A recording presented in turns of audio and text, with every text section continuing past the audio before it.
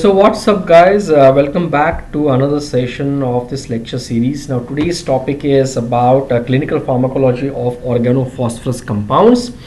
This is going to be a case-based discussion in which I try to incorporate a few animations that will make the understanding better about the subject.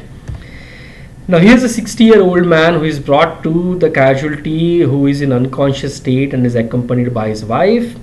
The wife informs that she found her husband lying in the unconscious state in the bedroom around 2 hours ago. She also noticed that there was excessive frothing at the mouth of her husband. A bottle labeled as Diazinon was lying beside her husband, and a suicidal note was also found, which was apparently written by him, by her husband. Wife also informed that for the last few days they have accumulated a huge financial debt after the recent financial crisis, and of course both of them were worried. Kind of a justification might be she is trying to give for why did her husband take the poison. Police were informed and investigation was going on. The collected material, which includes the bottle, suicidal note, patient's clothes, gastric aspirate, as well as part of that frothing, was sent to lab for analysis. No other significant medical and surgical history was recorded. So that's the kind of presentation that that is there. And now let's try to see how we can relate it to organophosphorus compounds. So the case looks to be due to ingestion of a poison. The poison is labeled as Diazinon. Now it can be a case of suicidal poisoning or homicidal poisoning, mostly a suicidal or accidental might be, never know, but it looks to be a case of poisoning. The next question as a doctor, what comes to my mind is what is Diazinon? So Diazinon is an irreversible organophosphorus compound, most commonly used as an insecticide or a pesticide. So it's an irreversible organophosphorus compound. Okay, that is what you need to know. Now the next part is Diazinon is an anticholinesterases. Okay, so it's is anticholinesterases. One important word to be noted, that inhibits the degradation of, very important, inhibits degradation. So it is there to inhibit the degradation of what? Of acetylcholine. So three terms become important: inhibition of degradation of what? Acetylcholine. And what is this substance? This substance is an anticholinesterases substance. It results in toxicity due to excess accumulation of acetylcholine. Again, an important term, excess acetylcholine accumulation gives rise to toxicities when it relates to organophosphorus compounds like Diazinon. Now you can see here several pictures. Now if I want to just give you history, I think these substances, organophosphorus compounds, were first invented by Germans during the World War II. I'm not quite sure whether they used them in World War II or not, but later on there are many attacks, terrorist attacks, where these were used as nerve gases. These substances are basically the ones which are pesticides or insecticides, so they are extensively used in farming because to kill insects and pests and so on. Remember that these substances are all poisonous in origin. Part of these substances can also be found in normal foods that we take. Of course, higher quantities of exposure to these substances can pose a lot of problem to the general population. And people who suffer from poisoning, there are of course many, because as it is used in farming industry, many people are exposed to these agents either accidentally or suicidal, because it's very cheap, widely available also across.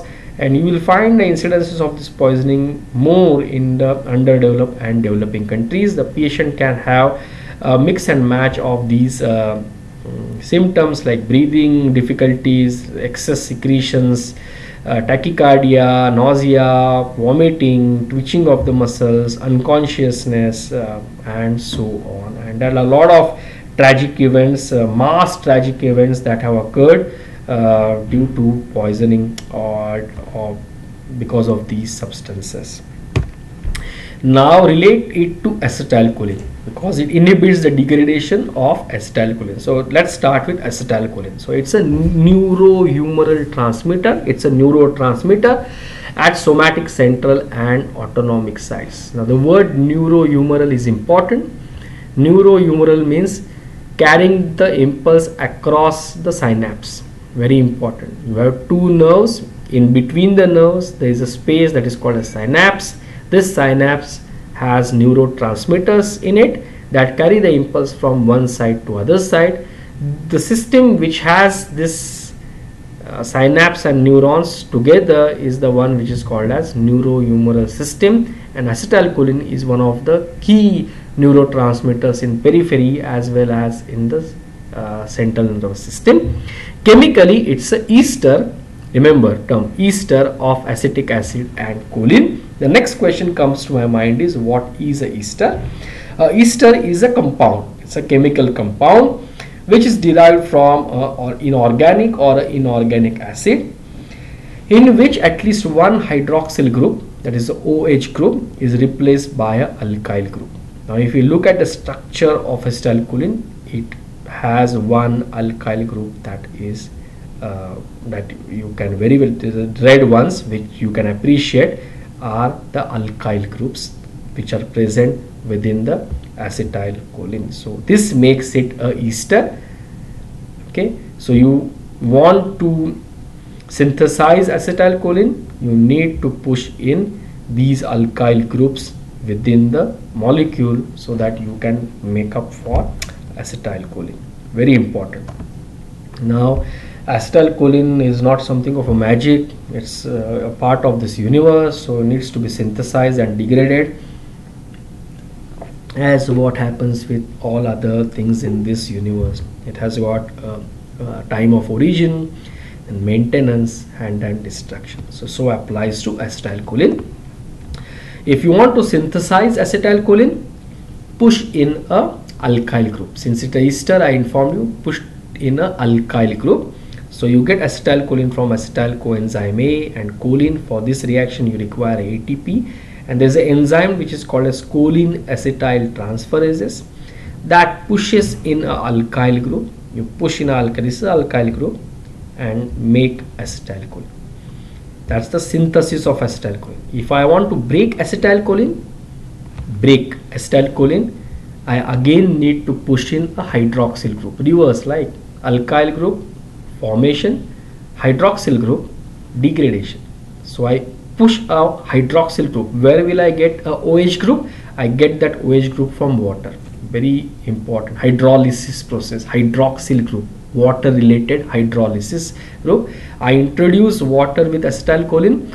The alkyl group, the alkyl group which I am showing here, breaks the molecule with the help of an enzyme which is called as esterases, acetylcholine esterase enzyme, that helps in pushing up hydroxyl group within acetylcholine and breaks it to form acetic acid and choline. Very simple. Push alkyl group, get acetylcholine, push hydroxyl group, degrade acetylcholine into acetic acid and choline. Where to get this as hydroxyl group?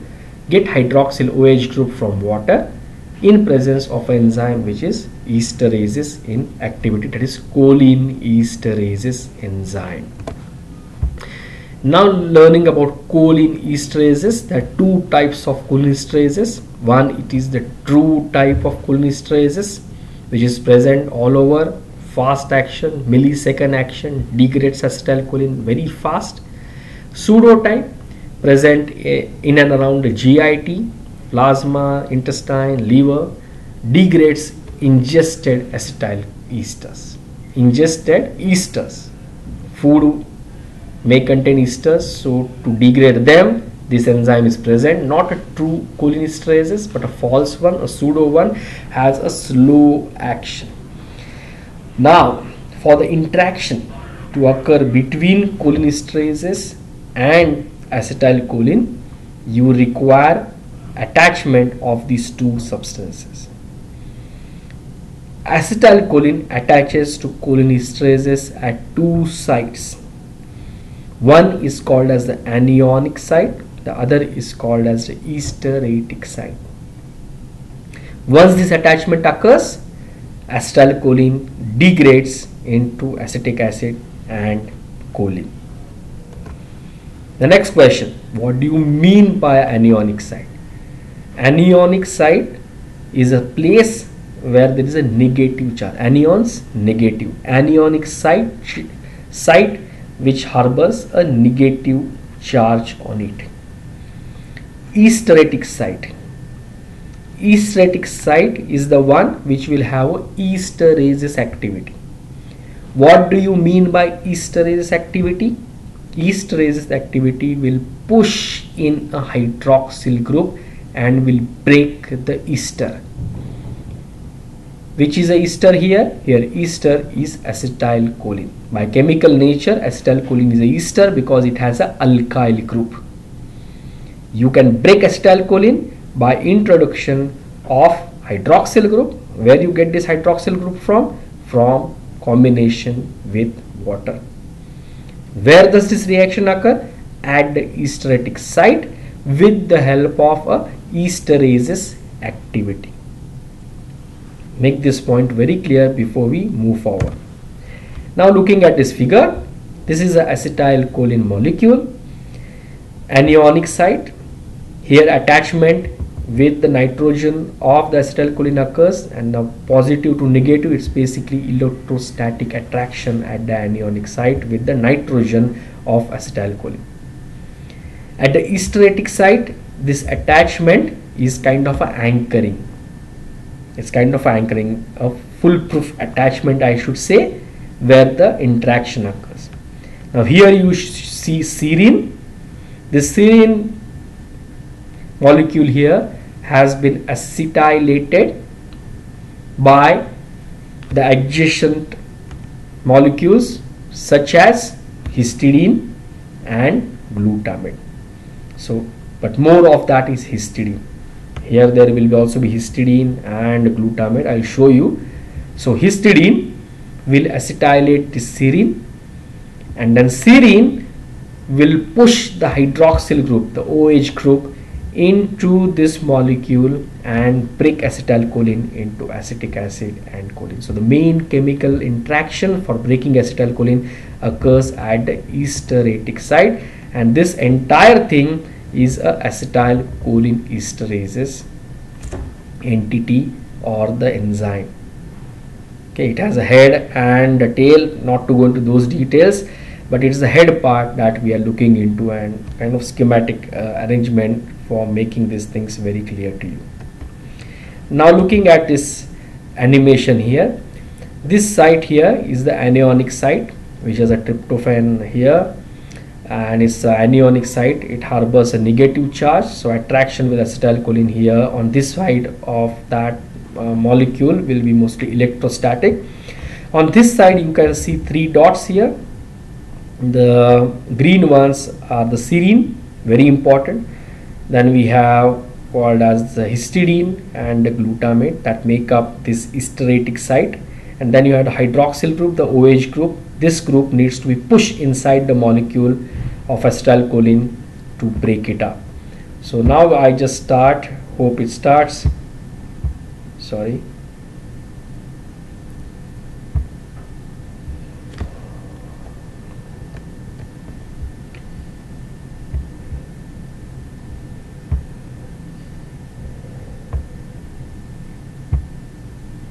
So you can see the hydroxyl group been pushed and acetylcholine breaks.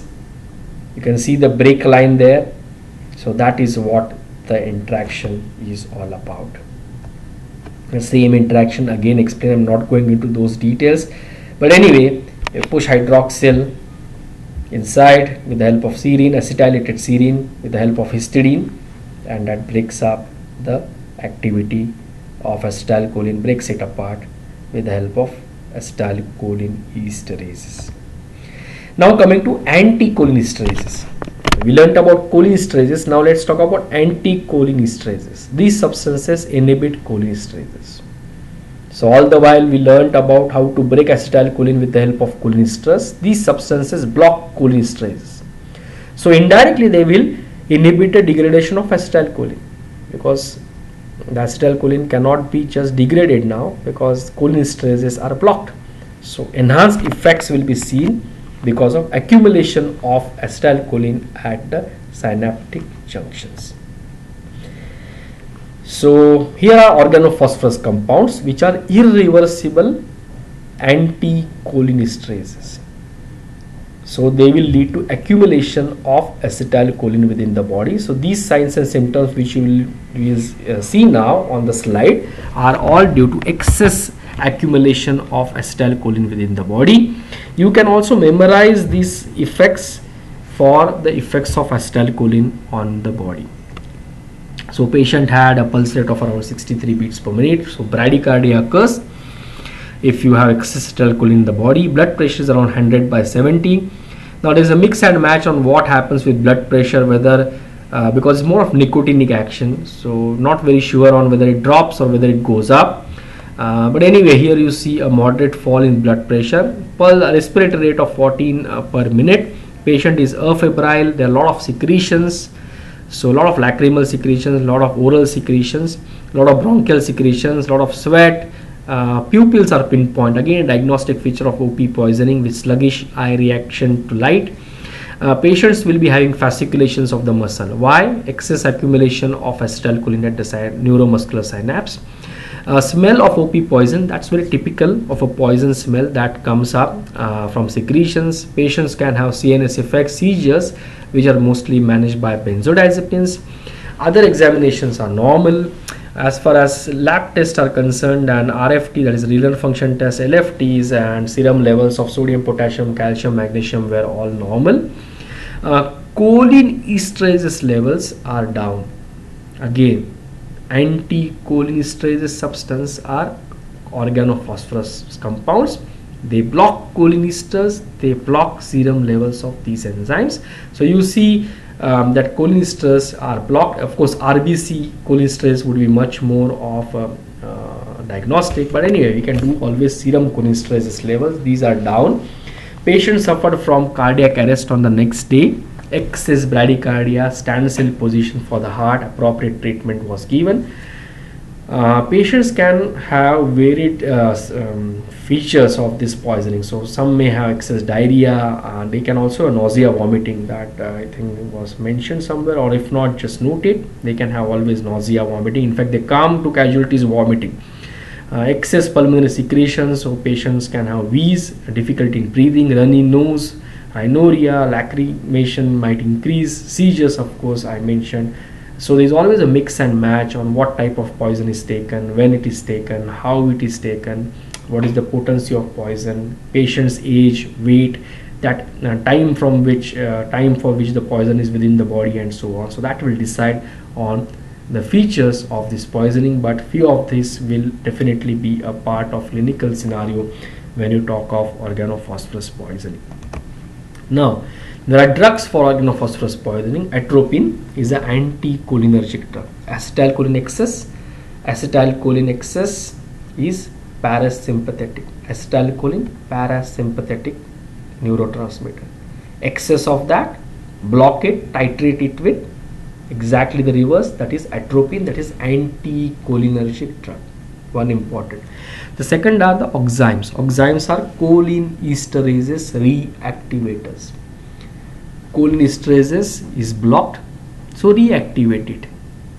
Okay, reactivate it, bring it back again to life. The oximes will help in that. Now turning to compounds, the poisonous compounds. So these are anticholinergic compounds which either block cholinesterases reversibly or irreversibly. So blocking of cholinesterases can be reversible. You can bring back cholinesterases back to life, one scenario, reversible, or you permanently damage them. Reversible cholinesterases, physiostigmine, neostigmine, we'll look at them in a later part of in the next video maybe. Irreversible cholinesterases are pesticides, insecticides. Irreversibly damage this enzyme. so it cannot be regenerated. It has to be synthesized later on, but that takes time. These substances are of two nature: organophosphorus compounds or carbamates.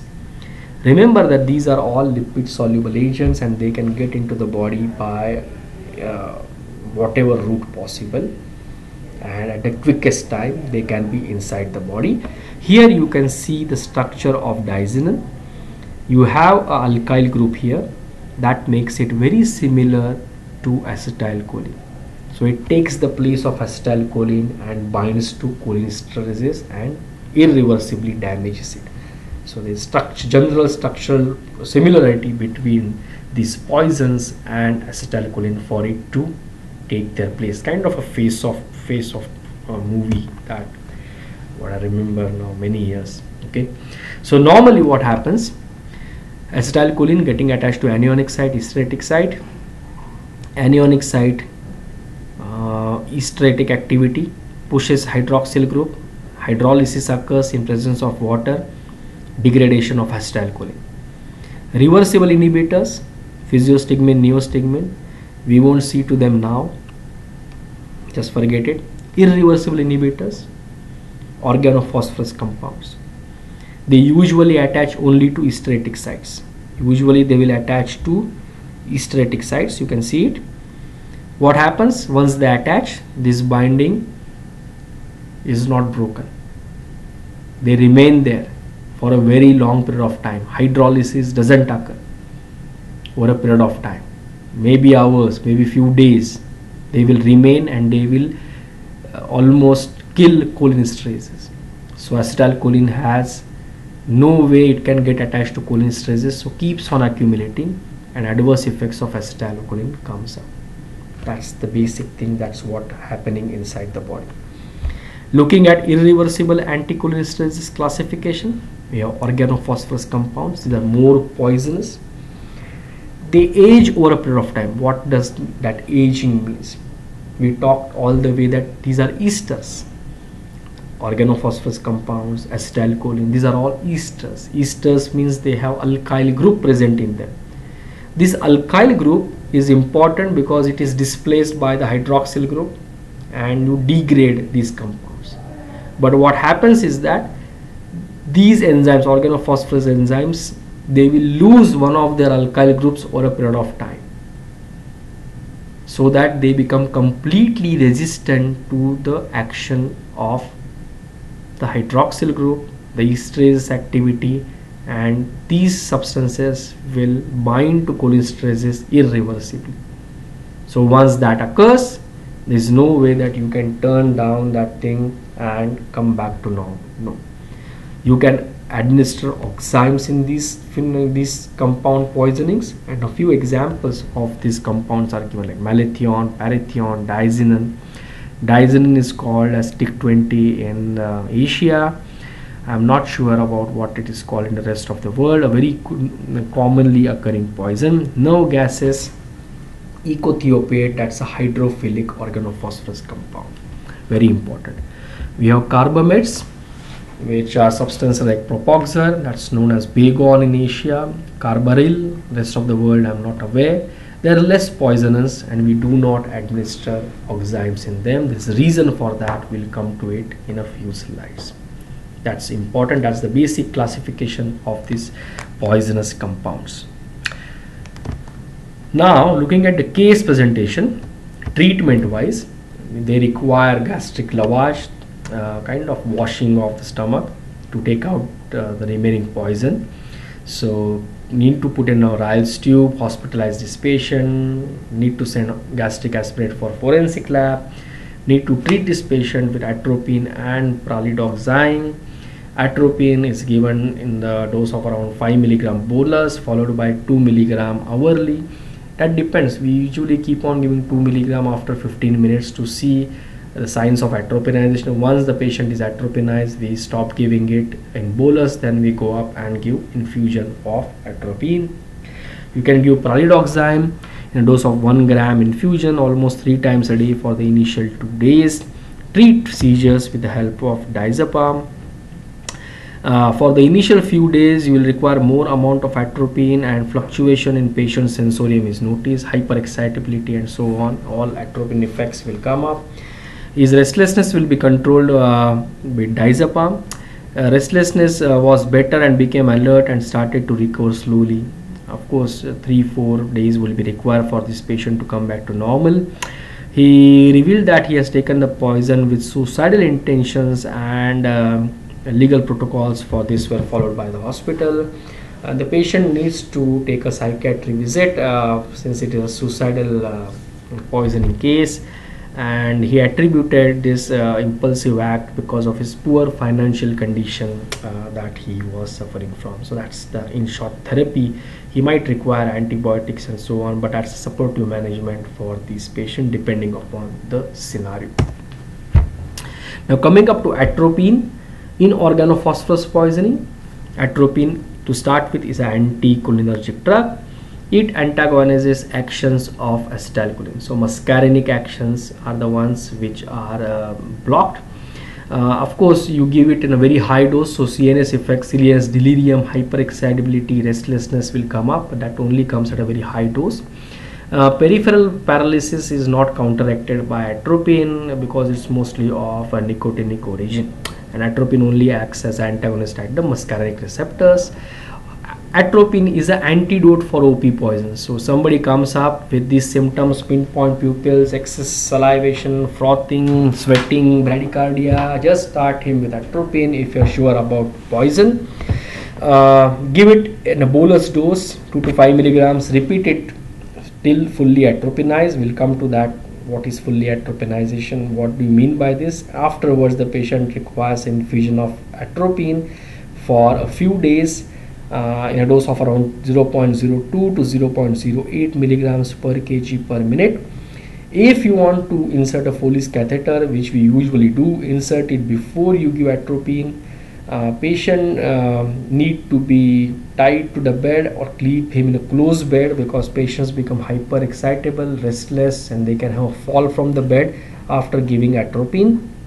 Atropine is continued for 5 to 7 days or even more, and a dose of atropine should be reduced over a period of 2 to 3 days from the time you think that it should be stopped. So if you want atropine to be stopped from the 6th day, maybe you need to taper it from the 4th day onwards, so that full stop to the atropine therapy can be given on the 6th day. Do not stop atropine suddenly for these patients. As an alternative, we can always use another anticholinergic drug with more peripheral action and less central action, so that that hyperexcitability, restlessness, which is common with atropine, can be curtailed down. So use glycopyrrolate, which does not cross the blood-brain barrier, so more peripheral action and less CNS action. It is given as 7.5 milligrams in 200 milliliters of saline as infusion, and then titrate it till you see dry mucous membranes for the patient. That's kind of a signs of anticholinergic full dose, I should say. Now here the atropinization concept doesn't work because it's doing with glycopyrrolate. The word doesn't suit. What are signs of atropinization? Heart rate above 100 beats per minute, tachycardia. Acetylcholine causes bradycardia, atropine causes tachycardia. So patients with tachycardia, beats 100 beats per minute. Dilated pupils. Acetylcholine causes pinpoint pupils, atropine causes dilated pupils. So patient's pupils should be dilated, bowel sound should have been reduced, patients should have dry mouth, excess salivation, secretion, difficulty in breathing. These are all signs of excess acetylcholine. So reverse of that will be atropine. So these signs, when they are fully achieved, dilated pupils, less bowel sounds, dry mouth, reduced bronchial secretions, heart rate, then you can say that the patient is fully atropinized. In addition to that, the patient can also have hyperexcitability because of CNS effects of atropine, restlessness, fever, can have fever, tachycardia, and cardiac complications. But try to avoid these scenarios if possible. But this can also be treated as excess of atropine in the body. As I informed to you, do not just stop dose of atropine. Need to taper it for 2 to 3 days before you stop the therapy. But when to stop the therapy? is a critical scenario. So if the patient has clear chest, no wheeze, one scenario. So bronchial secretions are no more hyper active. Heart rate is above 80. Usually it is above 70. You think it as, you can stop atropine. Pupils are no longer pinpoint, they are normal. Dry axilla, that is excess sweating, has been brought under control. Blood pressure is above 80 milligrams per Hg. Then you think about stopping atropine. Okay, and you require a few days from the time you decide to stop atropine. So these are signs of atropinations and signs when you should stop atropine, but at least need to be given for 5 to 7 days, not less than that, for patients of OP poisoning. Oximes in organophosphorus poisoning, these are cholinesterases reactivators. Okay, they will reactivate cholinesterases. Organophosphorus compounds or phosphorylated enzymes do not react with water, because as I told you, they age over a period of time, they lose their alkyl group. So in spite of pushing in hydroxyl group, the reaction, the hydrolysis part, the esterases activity does not come back, so they remain attached to the esteratic sites. Oximes have highly reactive, kind of a super hydroxyl group, reactive hydroxyl group, kind of a Superman, super hydroxyl group, super water I should say here. So these substances will push that reactive hydroxyl group within the compound and hydrolyze it at high speed. So it's kind of a Superman activity, reactive hydroxyl group. So in spite of all the adverse condition, that's pushed in for the reaction to occur and break that organophosphorus compound and throw it away. Okay, so that is how you achieve that water solubility for these enzymes. But remember that you can only give oximes to organophosphorus compounds. You cannot give to carbamates, because carbamates only attach to anionic sites, so they leave no space for oximes to bind. Okay, so oximes cannot bind in cases of carbamates like Baygon, carbaryl. These substances, they do not leave any space for these substances to attach, so do not give them in these cases. So that's one of the reasons that you only use them for organophosphorus poisoning and not for carbamates. Usually given at a dose of 1 gram 6 to 8 hourly, but recent studies show very high doses of these drugs, but that's still a very debated issue. So this is a kind of I should say animation for what happens with carbamates and organophosphorus poisoning. So have a look at this. So here you can see that this is the anionic site and this is the esteratic sites. Hydroxyl group is the histidine, and then this is serine, and this is glutamate. So this hydroxyl group needs to get attached to serine with the help of histidine and push it inside the acetyl, inside this enzyme to break it down. But what is happening here, if you see the animation very clearly, here a poison like propoxur is coming in, that's Baygon, or carbaryl is coming in, that's only get attached to the anionic site. There is no attachment to the esteratic sites. So when oximes come in, if you happen to give them, there is no space for them to get attached. So there is no space for them to get attached, so they just go off. So there is no attachment for enzymes, no activity will come. Okay, so that's what happens with the carbamated compounds. Now let's see what happens with the organophosphorus poisonings. Now here again you have the esteratic sites with histidine, serine and glutamate, and of course we have a hydroxyl group here, and you have the tryptophan that is making up the anionic site. Now what you can see through this animation is that you have the organophosphorus compound that only attaches to organophosphorus compounds only attached to the esteratic sites, they do not get attached to anionic sites. Oximes on the other hand, a small chain which you can see here, is just a representative of that, it's not a small chain which is visible here. only get attached to the anionic side. But once attached to the anionic side, it pushes the hyperactive, hyperreactive hydroxyl group into the chain of organophosphorus compounds and then pushes this entire thing out so that it can get soluble in water.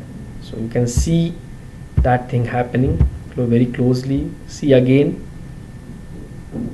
Oximes coming in, getting that thing out. Okay, so you only use Oximes in cases of organophosphorus compounds because they can get attached to anionic side and push in the hyperreactive hydroxyl at the other end. But with carbamates, that's not possible because there is no point at which they can get attached, because carbamates only get attached to anionic side and there is no attachment at the esteratic side. So that's the reason that there's a difference of therapies between organophosphorus and carbamate poisoning. Oximes. The reactivation enzyme of PALM, that is paralidoxime, is most marked at the nicotinic skeletal muscle neuromuscular junction, and it does not reverse the muscarinic manifestations of organophosphorus poisoning. PALM should be started as early as possible before the phenomena of aging takes place, because once the aging of enzyme occurs, once the alkyl group is lost over a period of hours or days, the hydroxylation that we have just seen, to happen is almost impossible. So before it happens, before the permanent damage has been caused, you try to give paralidoxime. It's actually available as 4 salts, but I felt only 2 should be mentioned, the one with chlorine and iodine. So these are the salts of paralidoxime that are available. Chloride salts have advantages over iodides, in particular smaller molecular weight as compared to the iodides, which provide 1 to 5 times more active compound per gram of salt than does iodine. So that's very important. A steady plasma therapeutic concentration necessitates a loading dose of paralidoxime. So give a high bolus dose of either paralidoxime or opidoxime followed by continuous infusion almost 6 to 8 hourly.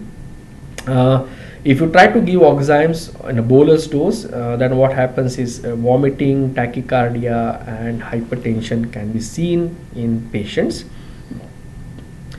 That's about how you need to give opidoxime. It's in adult given as 250 milligrams by slow intravenous injection followed by continuous infusion of 750 milligrams per 24 hours to reach a plasma concentration of 10 to 20 micromoles per liter. Intramuscular injection is possible. So when you cannot get veins, when there is collapse of the patient, try to give it by intramuscular route in a dose of around 5 milligrams per kg, producing a plasma concentration of more than 4 milligrams per liter from 5 minutes after injection to 3 hours. Okay, so you can repeat that so that you can build up to the required dose. In children, you can use opidoxime in a dose of around 3 to 6 milligram per kg, slowly administered intravenously over at least 5 minutes.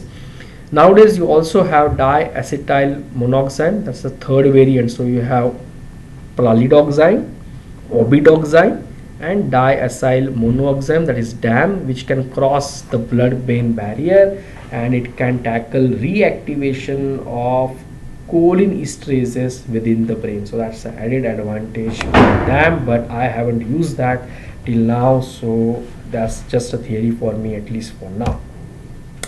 As far as the poisoning is concerned, then patient can have cholinergic crisis and respiratory failure because there's excess accumulation of acetylcholine, so that can lead to crisis and respiratory failure. So to note that this is happening, you should be aware of weakness of the neck flexors, which is commonly seen.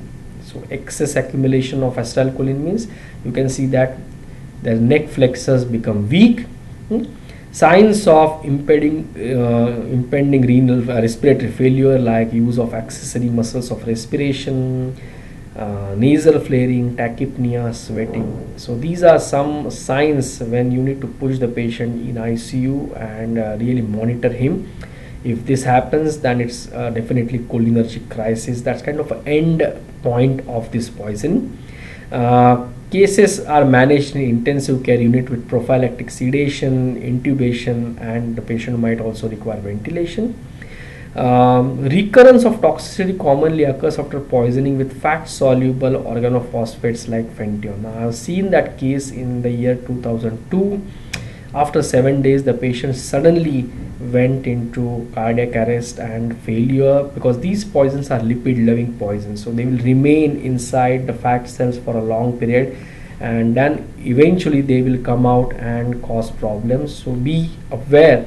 The patient might feel all right on the day 2 or 3 and might demand you to go home, but don't leave him at least till few days after that, because there is some poison remaining inside his fat cells and that might leak out and cause a lot of problem. That's very clinical when you deal with these poisons. Especially, do not be in a hurry to discharge the patient. There are some special cases with organophosphorus poisoning. Organophosphorus poisoning in pregnancy. Now, whether to use atropine, paralidoxime, of course there is risk and benefits. Weigh the risk and benefits. Of course, the primary point is that save the mother as well as the baby, but there would be some problems in that, and there is no clear-cut guideline on what to be done. But what is my experience is that atropine to be discontinued at the first sign of hallucination. The first time the patient starts getting kind of a CNS delirium, hallucinations, hyperexcitability, stop atropine. That's the best deal. You can only give paralidoxime if it's organophosphorus poisoning, and once the diagnosis is confirmed by the way you either locate the poison which the patient have taken, or forensics experts tell you that it's the poison which has come as a lab report through the secretions or through the clothing which was sent to forensic lab, and also do a plasma cholinesterases level. If that's low, that's shows a sign of this poisoning. So once that is noted, you then start with paralidoxime. Organophosphorus poisoning can lead to CVS issues. Prolongation of QTC interval. Now remember that if it is prolonged, then the patient's chances of survival are less. So it happens to be that you take a ECG of a patient in organophosphorus poisoning, and if you see that the QTC is enlarged, try to shift this patient to more intensive care unit rather than keeping him in normal wards, because prolongation of this interval has been associated with the survival of the patients. CST changes, T changes, tachycardias, bradycardias, fibrillations of ventricle, hypotension, hypertension. Again, a mix and match due to nicotinic effect can be seen. Cardiac complications are usually that you should worry for, and they usually occur within an hour after exposure. Of course, you should also look at electrolyte dearrangement, what's happening with the blood gases, and either acidosis or some other predisposing factor. Treat it so that you can bring the patient again back to normal. But remember that CVS issues and mortality associated with that is high in patients who are taking organophosphorus poisoning compounds. A few other systems are also affected, rarely, but as a physician, a person should know that organophosphorus compounds may lead to acute renal failure. For patients who have acute renal failure, they might require a renal replacement therapy. Hemofiltration with full resolution of renal function can be achieved if it is noted in time. Patients can have adult respiratory distress syndrome, ARDS, with organophosphorus compounds. There are rare reported cases of hepatic failure also due to carbamates, irreversible carbamates. So maybe drugs like Carbaryl or Propoxur, they can give us to hepatic failure. Appropriate therapy to be given once you note the levels of these enzymes. That is what you normally also do in patients who come up with this OP poisoning in casualties. There is a known variant of that's called as chronic organophosphorus poisoning.